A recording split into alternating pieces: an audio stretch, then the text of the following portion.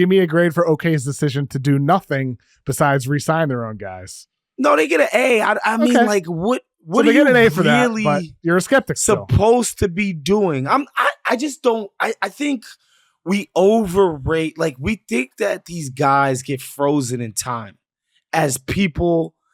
As we acknowledge that they evolve as players, but we don't acknowledge that in time as people. Are you talking about the college fun vibes after games and stuff like that? It's cute now. Yeah. It's cute now. Living in OKC and eating that Cracker Barrel every other day with your family is cute now. But there's going to come a time. I'm talking about even the guys that have wives, okay? SGA These has people, a wife, they're right? rich people. There's going to come a time where they've outgrown the lifestyle of OKC. The idea that it's just us and our basketball like cocoon and all that matters is hoop and we're so dedicated and blah, blah, blah. Like, that is cool now. They're young and impressionable. I don't think that's going to be the case forever. I'm not saying next year is when, we're going to start seeing the cracks where J-Dub is like, I'm tired of being a pip. I want to be Gladys Knight. I'm not saying it's going to happen next year. I'm just saying I'm not completely bought in to the kumbaya atmosphere of OKC, right? I think these guys are going to develop as people. And I don't know that guys are always going to be happy living in Oklahoma City, being second fiddle to Shai Gilgeous-Alexander, and that being the pinnacle of what life could be for them.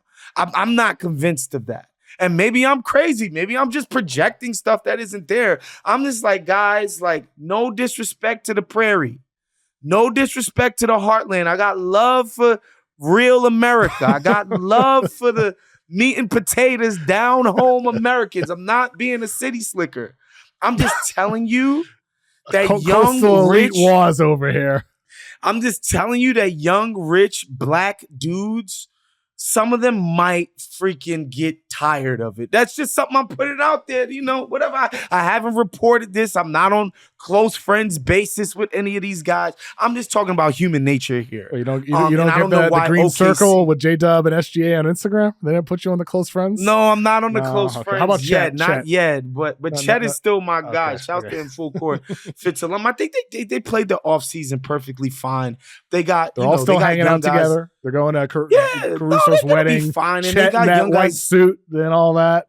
They're having a good time. That was a bad suit. He needed a new stylist. But they got young guys like Topic and all of these guys that they still running off of the assembly line. Like, I think they're gonna be fine. I'm just telling you, like, I saw Tim Hardaway Jr. in Vegas. I might have had a few Hugo Spritzes, KOC, and I walked up to him and said, yo, y'all gonna win the chip next year.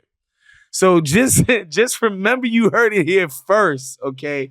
OKC is not going to be the first repeat team since Golden State. I think they're going to go down next year. For OKC fans listening, Waz mentions Cracker Barrel as the as the restaurant OKC. I've been recommended the restaurant Packard's in OKC. I've heard Packard's is really good. Leave a comment. What's another one? With that's the only one I've ever been recommended. What else they got over there? What other restaurants? Yeah, leave a comment recommending OKC. Do they have a Nobu out there? I don't know if I'd want the Nobu sushi in Oklahoma. Okay. I don't know if I want interesting the non-fresh. Do they sushi. have a Carbone out there? Interesting. Okay. These are just I'm just asking questions, man. I'm just asking questions. Do they have a Delilah out there? What a coastal elite was. Unbelievable. Listen, I'm just asking the questions. LA, do they New got a York. pergola out there? I'm just asking the questions, guys. I'm not saying like that guys should want to leave. I'm just saying what I've known about NBA players and what they care about. It seems like OKC doesn't offer a lot of those things. And I'm talking about even for the guys that are married, have kids and all of that stuff.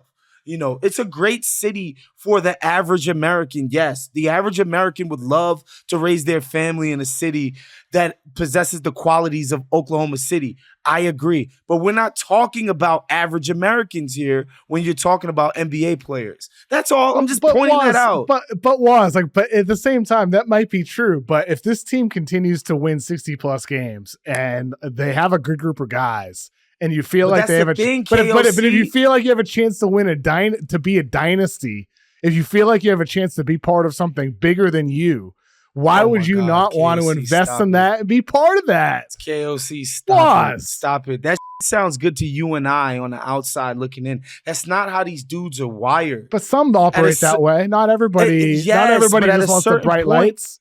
At a certain point, the winning starts to have diminishing returns because it's like I've been there and done that.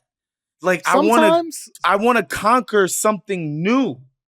And the only way to achieve that is to do it somewhere else or to do it in a different capacity, right? Like that becomes the new challenge. Like, yeah, I can be a role player on 6 straight 65-win teams, but that just means you've done it 6 straight times, right? It's not the same as a guy who was on a team 30 wins every single year. That 65-win season becomes more, it feels better. Sure. Like there's just no two ways about it. It's like when you ask, when you ask Derek Jeter somebody, oh, which championship matters? Which one do you cherish most, the first one or the fourth one? He's going to be like, it's the first one, right? Like they start to have diminishing returns the more that you do it. I'm not saying these guys aren't going to want to win. These are the most competitive people that our species produces. These guys want to win, but just winning in a vacuum is not always the only thing.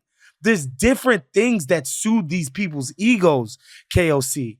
And it can't always be placated by being the 4th best guy in Oklahoma. I'm sorry. There are different challenges out there, guys.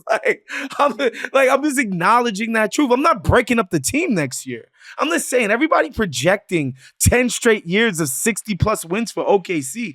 I'm like, you guys don't think about the human condition like at all. Do you? That's just, I just find that to be baffling. Here's the thing, Waz. I bet you Sam Presti is thinking about the things that you're talking about because his choice multiple years in a row now to keep the picks. He could have traded 3 picks and gotten a center a year ago. He could have traded multiple picks to go get Lauri Markkanen and package guys together. He could have done literally anything he wanted with the picks. And instead, he kept the picks. And this year, he drafts Thomas Sorber in the first round because he knows at some point Isaiah Hartenstein is probably going to become too expensive or is going to walk. He knows these guys. He drafts Topic because maybe at some point Jalen Williams wants to go somewhere else and he's going to need another ball handler.